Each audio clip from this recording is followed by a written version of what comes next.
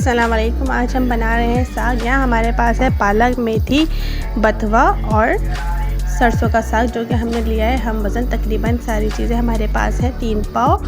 सबसे पहले इसको हम अच्छे से वॉश करेंगे। और ये हमारे पास है लहसुन, साबित लाल मिर्च और हरी मिर्च जिसको हमने कट कर लिया है। और हम इसको वॉश करके इसमें हम पानी डालकर इसको पकने देंगे। जैसे ही हमारे साग का पानी कम होगा, इसके अंदर हम सारे ये जो लहसुन, मिर्च हैं ये सब ऐड कर देंगे और इसको ढक देंगे ताकि ये अच्छे से गल जाए।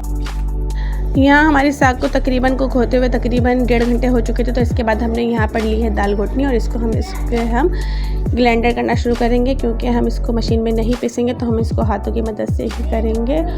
और जो है चैनल पर नया है तो चैनल को सब्सक्राइब करें, वीडियो को लाइक करें, मुझे कमेंट्स करके ज़रूर पता करें कि आपको मेरी रेसिपीज़ कैसी लगती हैं।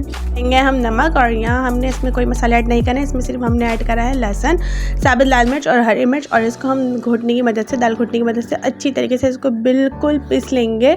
क्योंकि साग जो है हम मशीन में नहीं पीसेंगे, इससे इसका टेस्ट ख़राब हो जाता है। इसको अपने हाथों की मदद से करेंगे तो इसका अच्छा टेस्ट आता है।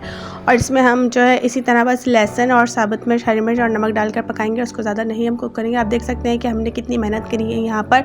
और हमारे साग की शक्ल आप देख सकते हैं कि किस तरह से एक चटनी की तरह से इख्तियार कर गई है।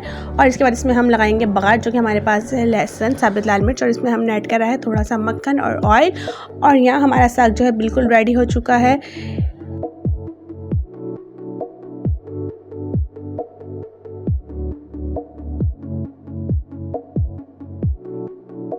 ऐसा लग रहा है कि हमने झटपट से तैयार हो चुका है, लेकिन इसमें पकाने में बड़ी मेहनत लगती है। और आप देख सकते हैं कि हमारे साग की जो है किस तरह से फाइनल लुक आई है। तो साग को फिर एंजॉय करते हैं मकई की रोटी के साथ, बेसन की रोटी के साथ, आलू के पराठों के साथ। और मुझे दुआ में याद रखिएगा। अल्लाह हाफ़िज़।